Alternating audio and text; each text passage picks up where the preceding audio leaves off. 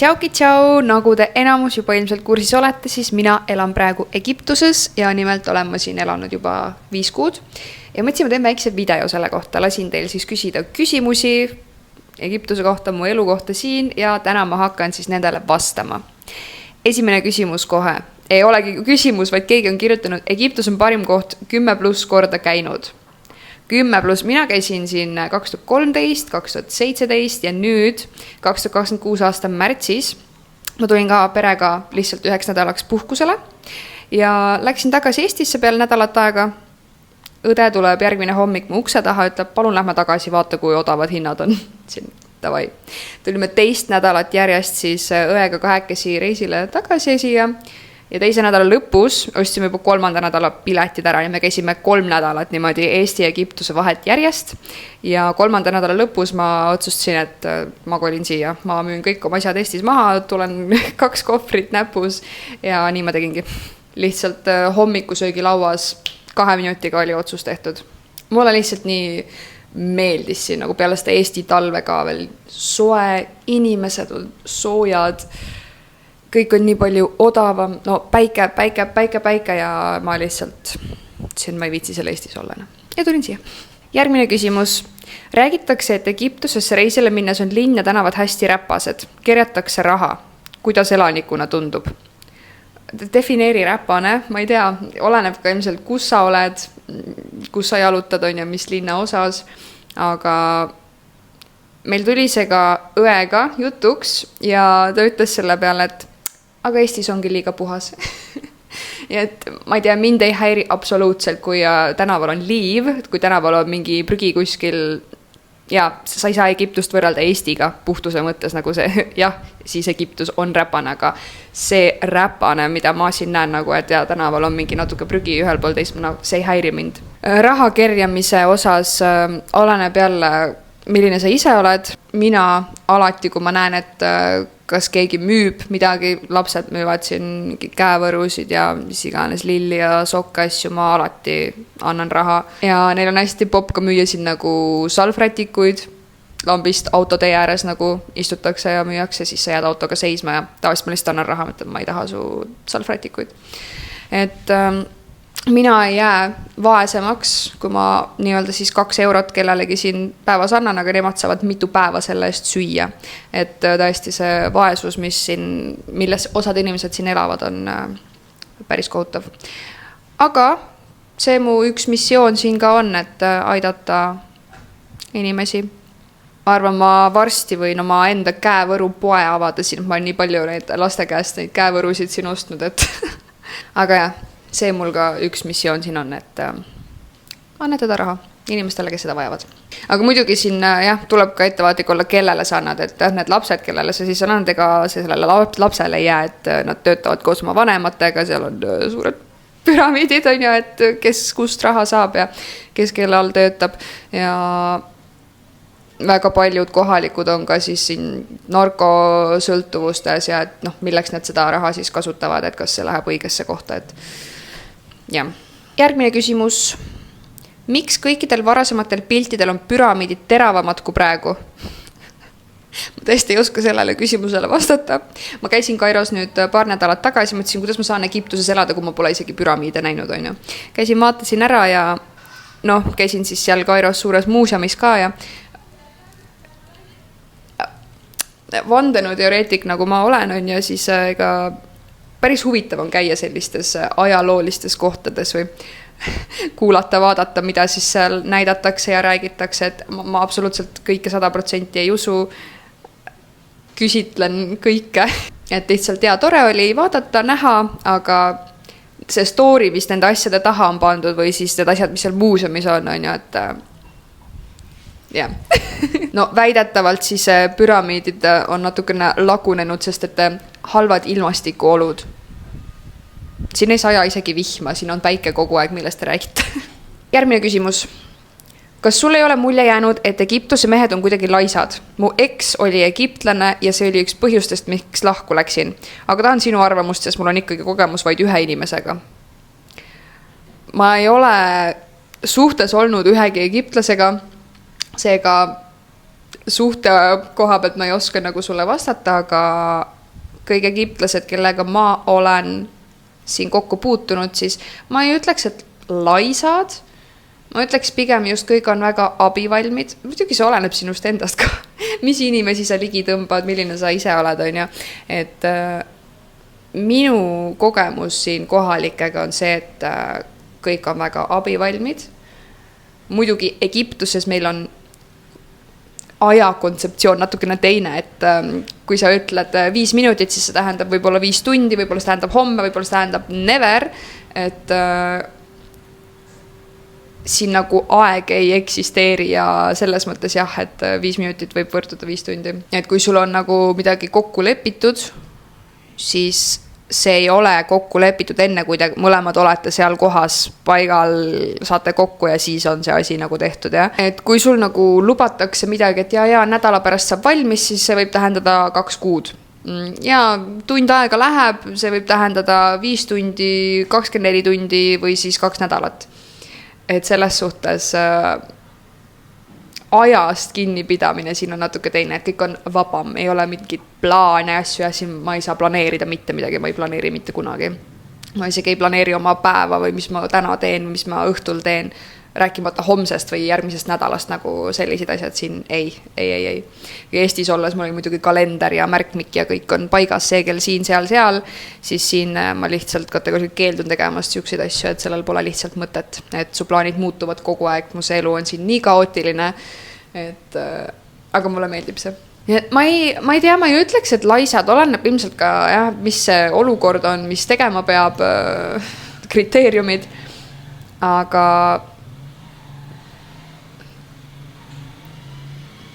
ma ei tea, kas just laisad omamoodi. Järgmine küsimus. Kuidas elada seal suvel? Liiga kuum pole, liivatorme. Praegu on august, väidetavalt peaks olema siis augustis 45 kraadi, meil siin praegu on mingi 38, 39.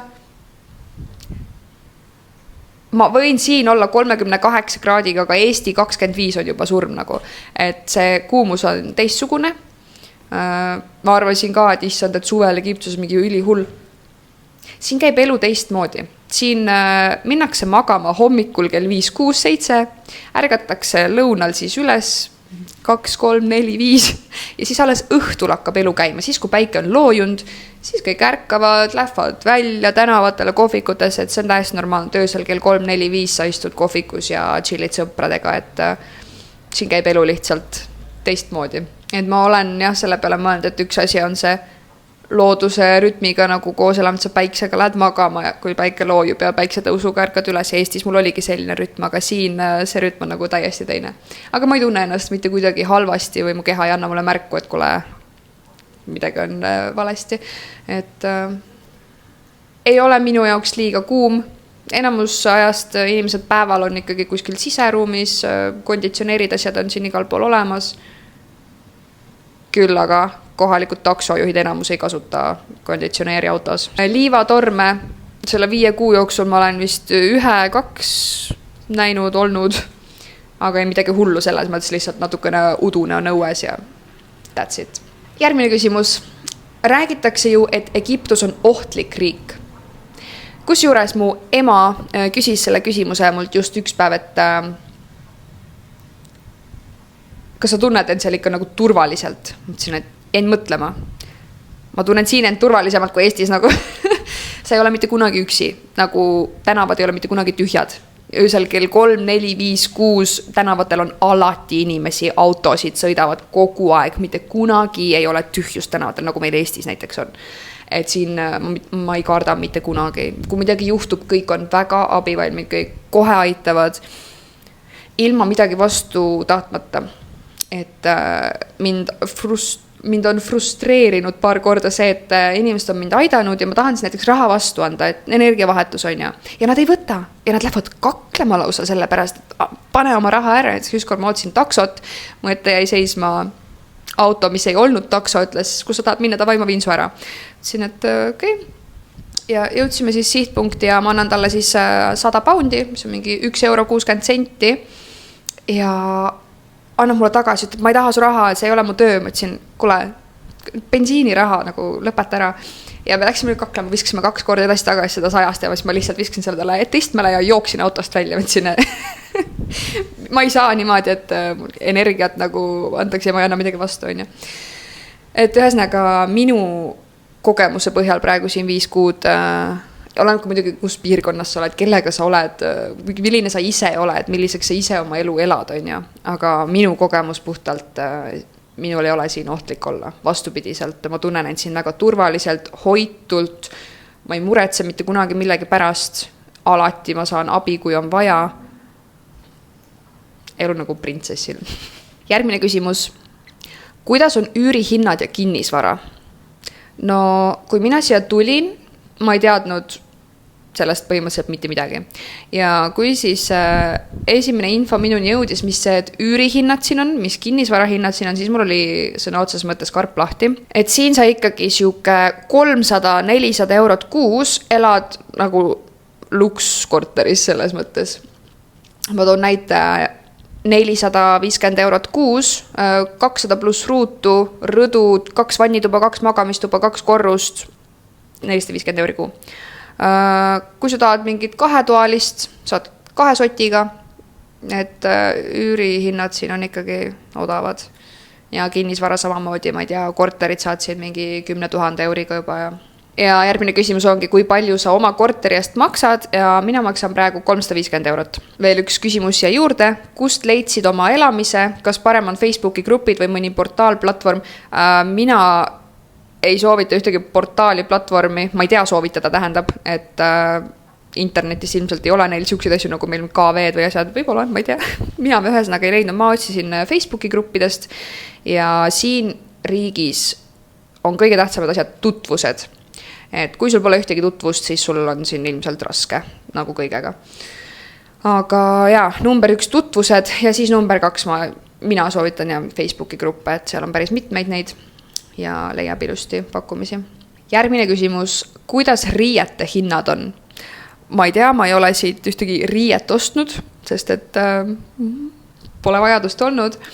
Ja oleneb ka, kust sa ostad, oleneb, kas sa oled turist, kohalik, mis hinnaga sa mida saad, kellega sa koos näiteks, kui ma lähen üksinda, mult muidugi küsitakse rohkem raha, kui ma läheksin kohaliku inimesega koos, saaksin kohe odavamalt, on ja, et see täiesti sõltub.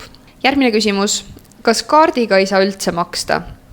Saab ikka, aga see on ka üks hea põhjus, miks mul siin elada meeldib, et Eestis päris varsti juba on ja tahetakse sularaha eemaldada, CBDC, kõik, mis meil seal tuleb, on ja siin siuke asi pole võimalik lihtsalt. Sularaha ei saa siin riigis ära kaotada. Enamus kohtades jah, käib asi sula, taksod, asjad, aga ikkagi poodides saab ilusasti kaardiga maksta. Aga muidugi siin eelistatakse ikkagi sularahas tehinguid. Läheme edasi natuke toidu küsimustega. Millised toidud seal on? Kas puhtam kvaliteet kui Eestis? Kui me võtame nüüd mingisugused, ma ei teagi, mis me siin näiteks toome. Poes näiteks vaatasin šokolaadi, 6 koostisosa. Vaatad Eestis šokolaade mitukümmend koostisosa on ju. Et kindlasti mingid teatud toidud on siin puhtamad, mingisugused pastad, asjad kindlasti, näiteks kui ma siin sööksin pastat, mul ei ole puhitusi Eestis, kui ma söön pastat, kohe jamad on ju. Et mingid teatud toidud kindlasti on siin puhtamad, aga näiteks kui ma Eestis tegin karnivoorlust, sõin toorest liha, siis siin ma seda kindlasti niimoodi sellisel kujul teha ei tahaks, sest et ma ei lähe otse farmi, ma ei näe, kust see liha tuleb, on ju kuigi ja väidetavalt kõik on halal ja mis iganes, aga millised toidud seal on? Egiptuse toidud, ma natukene olen söönud siin Egiptuse kohalikke toite, et ikkagi põhirõhk neil on ja sai, riis ja siis natukene liha juurde, et kofta on mu lemmiktoit, kui ma peaksin valima ühe toidu, mida elu lõpuni süüa, siis oleks kofta. Ja siis neil on minu lemmik veel teine baba ganoush, mis on siis tahini pluss baklasaan. Need on 2 asja, mida ma võiks elu lõpuni süüa. Aga jah, seda baba ganoushi siis süüakse koos saiaga. ja ma olen siin proovinud neid igast kohalikke asju, aga no mulle ei meeldi riis näiteks suures mahus süüa ja üldse süüa. Et ma pigem eelistan ja seda liha, kala, mereannid. Et siin tõesti ma ise olen ainult ühe korra kodus süüa teinud selle 5 kuu jooksul, täpselt ühe korra ja need olid pelmeenid. Et ja siin ma käin ainult väljas söömas või tellin, meil on Eestis on ju Bolt ja Wolt, siin on Talabat, et paar eurot söögikord. Oleneb muidugi, mida sa sööd, kus sa tellid, aga jah. Et jah, toiduhinnad muidugi on odavamad kui Eestis, et punase liha kilohind on siin nagu 10 eurot, Eestis on juba 50 eurot. Et jah, hindadest üleüldse muidugi kõik hinnad on siin madalamad kui Eestis. Ja see ei ole mitte mingi vabandus, et aga Eestis on keskmine palk kõrgem kui seal nagu okei, aga lihatükk ei pea maksma mitukümmend eurot. See, et inimesed teenivad rohkem, ei tähenda seda, et sa pead maksma mitukümmend eurot lihatüki eest. Lähme edasi järgmise küsimusega. Mis on kõige üllatavam erinevus eestlaste ja egiptlaste osas? No see ei ole üllatav, aga muidugi ellu suhtumine, see elu rõõm, ma ütleks. See, kui vähe inimestel on siin vaja, neil on päev korras, kui nad said süüa, katus on pea kohal ja päike paistab, on ju. Aga Eestis kõik inimesed võtavad seda elu liiga tõsiselt. Elu on mäng. Siin riigis nagu see tõsidus on kadunud. Ka mul, kui ma siin elan, et näiteks ohutaju inimestel siin nagu null. Liiklus on crazy. Ma armastan seda liiklust siin, ma ostsin endale siin auto ja krossika ja ma olen lihtsalt nagu kuskil filmis. Siin jooned, mis siis asfaldi peal on valikulised. Sa sõidad igal pool. Kiirusepiirangut ei ole. Politseile on politseid vaja, et kiiruskaameraid siin ei ole. Kõik on väga hästi.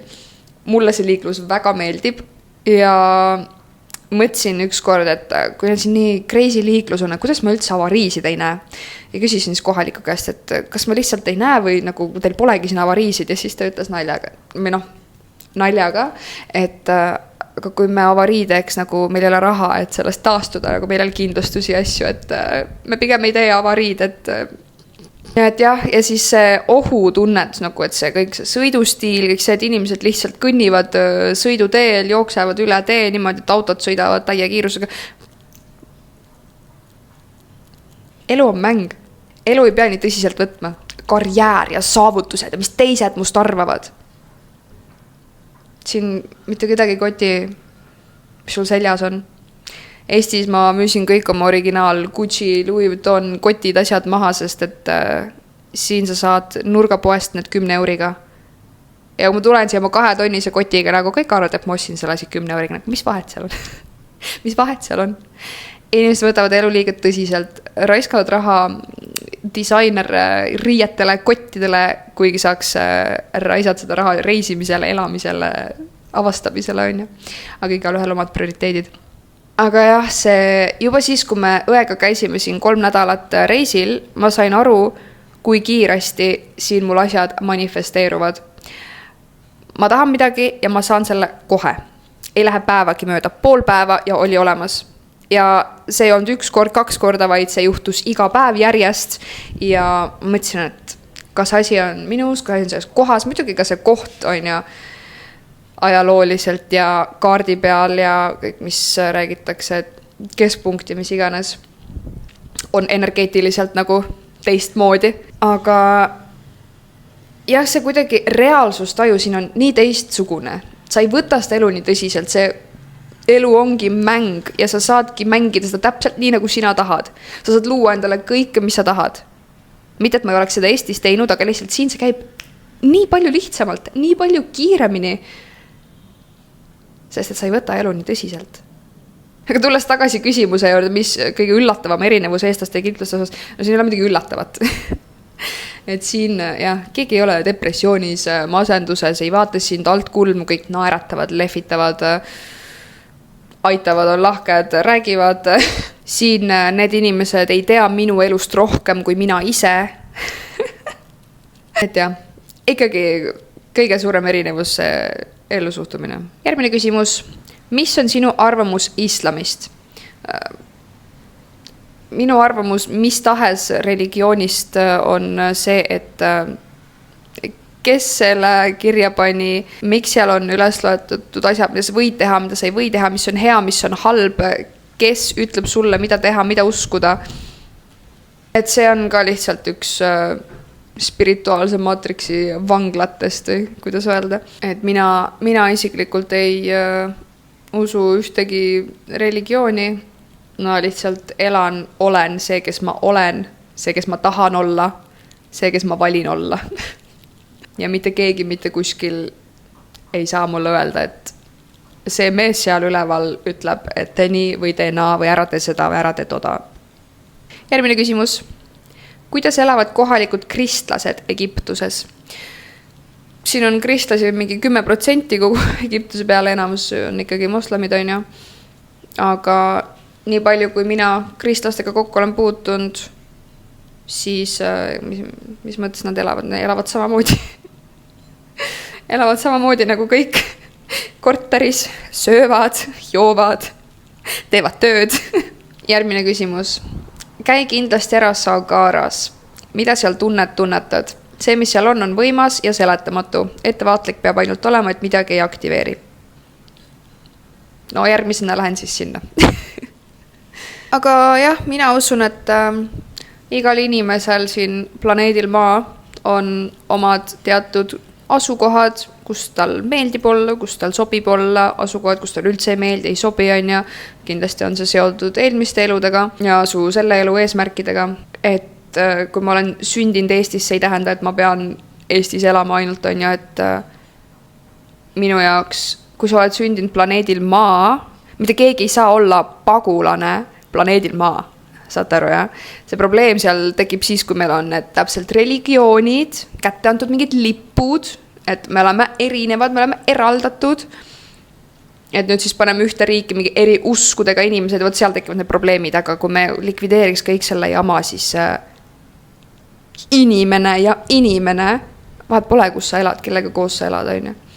Mitte keegi ei saa olla immigrant planeedil Maa, kui sa oled siin sündinud. Sellega on selleks korraks küsimustega kõik. Kui sul tekib veel küsimusi, võid siia alla kommenteerida, jätta oma mõtteid. Et jah, kokkuvõtvalt siis minu 5 kuud siin on olnud mega lahedad. Iga päev on crazy, siin on kogu aeg tegemist, tegutsemist, isegi kui sa ei planeeri mitte midagi. Ja ma räägin ainult siis enda kogemusest praegu, eks ole. Inimesed on rõõmsad, kõik on odav,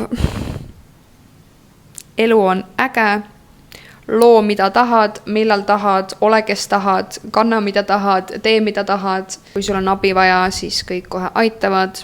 Iga päev päike paistab, on soe, sa ei ärka üles ja ei vaata vihmapilvi või halli taevast. Selle aja jooksul, kui ma siin olen olnud, siis on 1 kord vihma tiputanud ja see oli märtsis. Paar minutit, ülivähe. Ja kui sa oled siiamaani selle video ära vaatanud, siis aitäh sulle. Pane videole like ja ära unusta vajutada subscribe nuppu Ajuloputse kanalil. Tšauki!